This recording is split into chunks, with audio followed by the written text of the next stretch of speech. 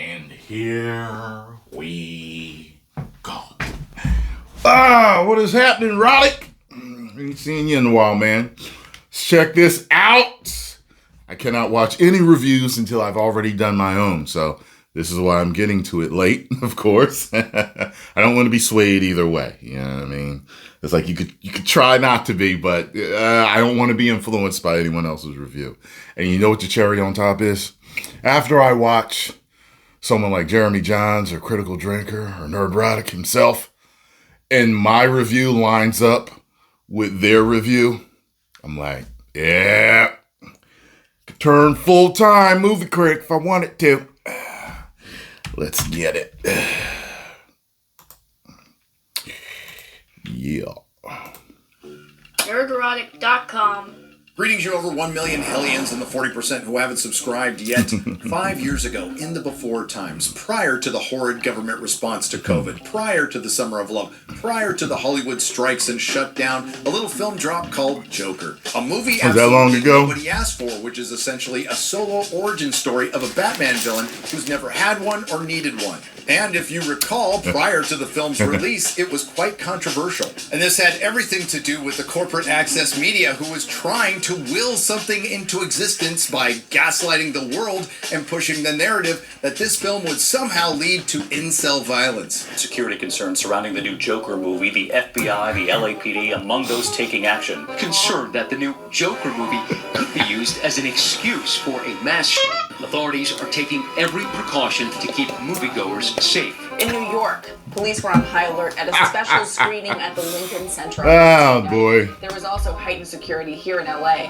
When in truth, at the time, the only violence that was happening in movie theaters was for Frozen 2. Interestingly enough, that's the same corporate media just a few months later see that was again. saying all the actual violence was mostly peaceful. But thanks to the that was saying all the actual media just a few months later, that's the same Frozen 2. Interest happening in movie theaters was for Theater screening Frozen 2 erupts in teenage machete brawl. What?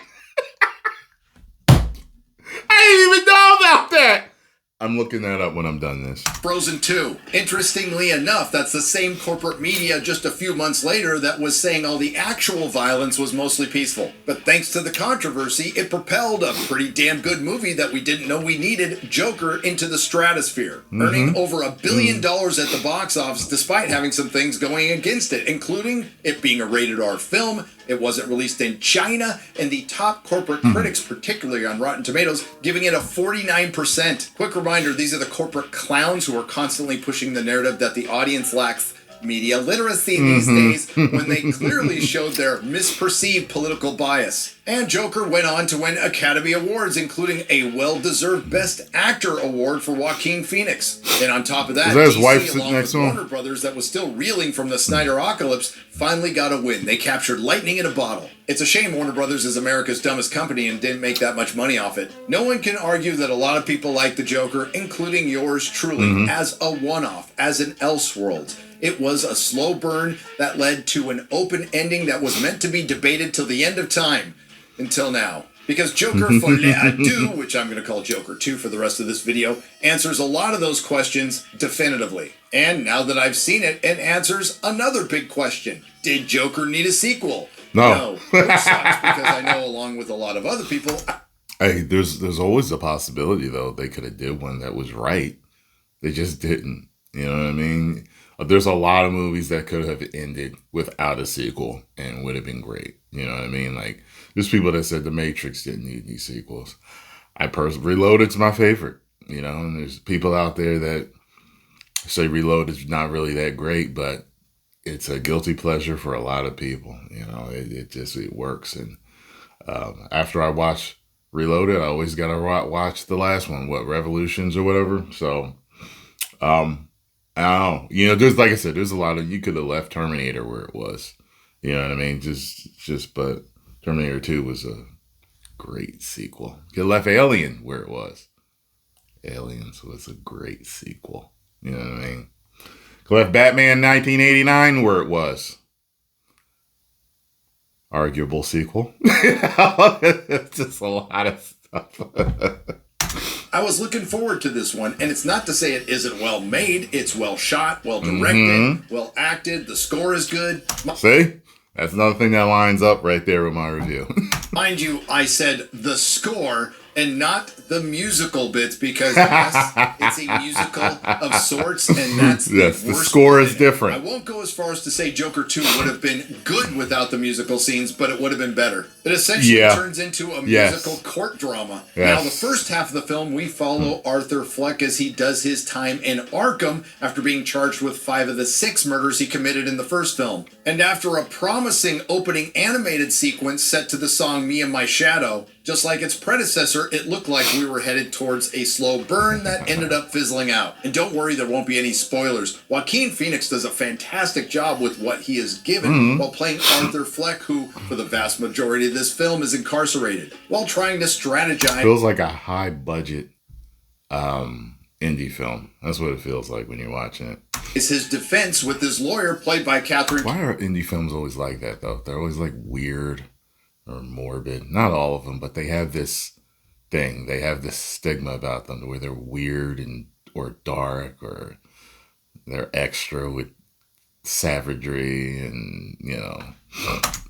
Keener, who is really trying to push with Arthur and the prosecution that the Joker is a separate personality within Arthur Fleck. While in Arkham, he meets Lee Quinzel, who at one point is called Harley, played by Lady Gaga. Now, there were some rumors that Joker 2 would be from Harley Quinn's perspective, but that is not the case. This is an Arthur Fleck. You know what, Nerdrotic? I just figured something out. You like Chris Jericho. You like messing up people's names on purpose. Let me tell you something, Mitchell Cole.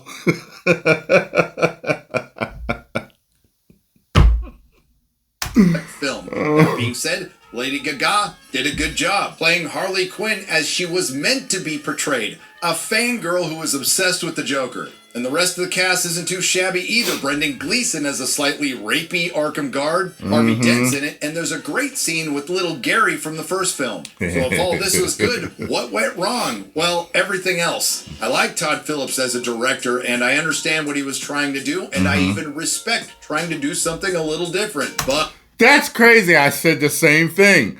I feel I understand what they were trying to do, even respect what they were trying to do. Just didn't work. Everything he did to build up Arthur Fleck into the Joker is completely undone. While the presence of the Joker is still there, we're right back to pathetic Arthur Fleck. The unreliable narrator is still in Joker 2. Sometimes it's obvious, sometimes it's subtle, but most of the time I just didn't care because it wasn't as good as it was with Sophie in the first film. For example, with Lady Gaga's Lee Quinzel, there are times where she is acknowledged by characters in the film, and there are other times where it's questionable, and it's up to you to figure that out. Got a question. What is it called? Scarlo sitting in the theater with me told me that there's a name for it. There's a part where Arthur is smoking and he blows the smoke out like he's going to kiss her, but she's sucking the smoke out of his mouth. She said, there's a name for that. Is there? If anyone knows, tell me what that is. It weirded me out. I didn't like it. I was like, supposed to kiss him when he's blowing that stanky smoke air out of his lungs into her mouth. If you want to see it. Because those interesting moments are far and few between. Again, while the Access Media said the Joker would lead to incel violence, I can definitively say Joker 2 will lead to narcolepsy. That will occasionally end up... And I meant to tell you guys that I almost fell asleep. I remember I told Scarlo a couple times, okay, I'm ready to go home. I told her just like that. I'm ready to go home. Okay, we'll go home now. Abruptly be interrupted with musical scenes that at their very worst are frustrating and at their very best are mid. The ones that aren't in Arthur's head are performed in a muted way, kind of like this. I'm here with my dad. Yeah, it's none of the musical aspects of it are great. He's right, they're just mid.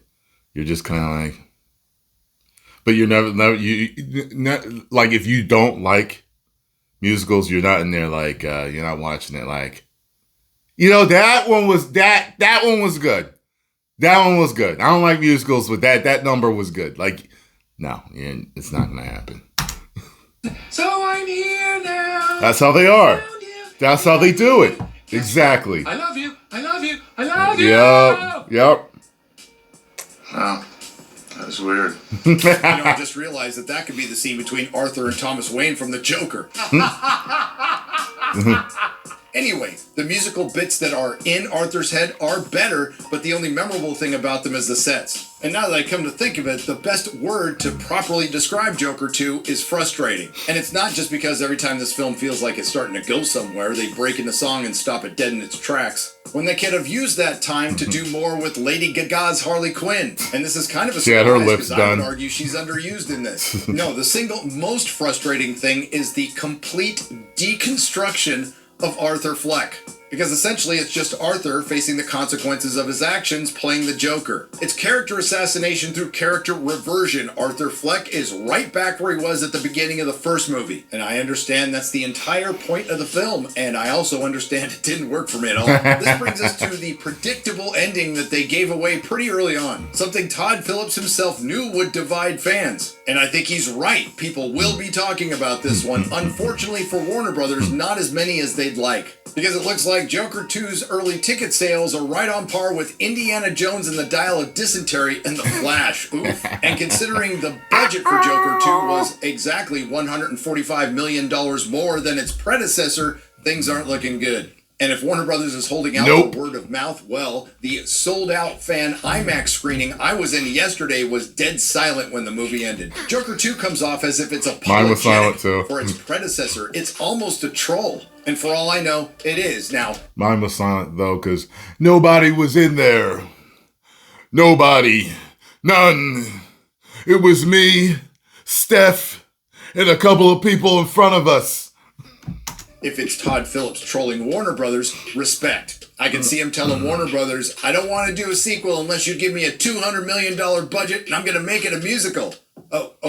You're giving me the money? Of course the access is spinning it to troll the audience. Well, if that's the case, bold move, Warner Brothers. Yeah. Trolling the people who supported the Joker while the access media was attacking you. Ultimately, it's just a bad movie, and I think it's probably because Todd Phillips had never planned to make it, but was given so much money he couldn't say no. But keep in mind, if you decide to watch it, there's a very good chance that it will completely ruin the original for you. Just chalk this up as another lesson Hollywood won't learn. No, we don't need a sequel or a prequel to everything. We do not need an origin to every hero or villain. We do not need to know the time and place Martha and Thomas Wayne conceived Bruce. Unfortunately, the Joker 2 made the Joker into the story we were concerned about in the first place. A nihilistic, pointless, and meaningless peripheral Batman story set in the world of Batman without Batman. Nerdrotic.com. Yeah. No Batman. If you like what you heard, please like, share, and subscribe. Good job, Nerdrotic. Sounds like you had the same view as me. One thing, though, that I've seen with people is they're saying that it basically undid Joker 1, which is not an aspect I really thought of when I was watching it, but I guess you could say it did. Oh well. Make sure you get over to the Nerdrotic, subscribe, tell them Tyrone Magnus sent you. The critical drink is next. 10 million subscribers.